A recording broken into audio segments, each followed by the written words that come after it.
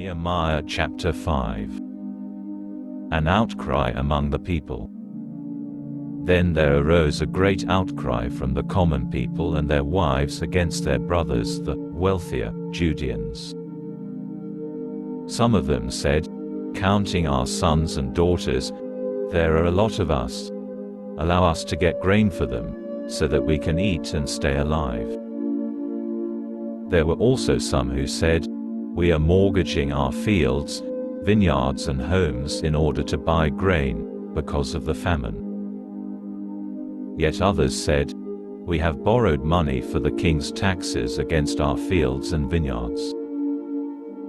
Now our flesh is no different from the flesh of our kinsmen, and our children are the same as their children. Yet we are bringing our sons and daughters into bondage as slaves. Some of our daughters have gone into slavery already, and it's beyond our power to do anything about it, because other men have our fields and vineyards." When I heard their outcry and the reasons for it, I became very angry. I thought the matter over and then took issue with the nobles and rulers.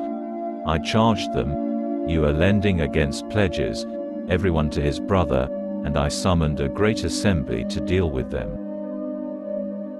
I said to them, "We, to the limit of our ability, have redeemed our brothers the Judeans who sold themselves to the pagans. Now you are selling your own brothers, and we will have to buy them back." They stayed silent. They couldn't think of anything to say. I also said, "What you are doing is not good. You should be living in fear of our God, so that our pagan enemies won't have grounds for deriding us. Moreover, my brothers and my servants, I too have loaned them money and grain. Please, let's stop making it so burdensome to go into debt. Please, today, give them back their fields, vineyards, olive groves and homes, also the 100 pieces of silver and the grain, wine and olive oil you demand from them as interest." They answered, "We will give it back. We will require nothing from them. Yes, we will do it, just as you say." Then I called the Kohanim and took an oath from them that they would do as they had promised. Shaking out the fold in my garment, I said, "May God thus shake every man from his house and from his work who fails to live up to this promise. May he be shaken out like this and made empty." The whole assembly said, "Amen," and praised Adonai, and the people did as they had promised. Unselfish example of Nehemiah.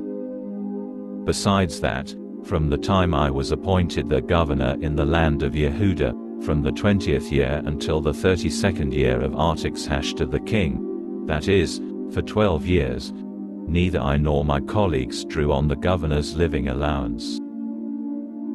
The earlier governors, before me, had burdened the people, taxing them more than 1.5 pounds of silver shekels for food and wine, and even their servants lorded it over the people. But I didn't, because I feared God.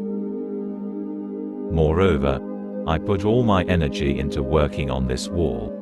We didn't buy any land, and all my servants were gathered there for the work.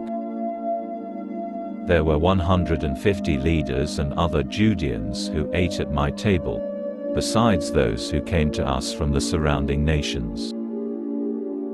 Every day 1 ox, 6 choice sheep, and fowl were prepared for me, and every 10 days a supply of all kinds of wine.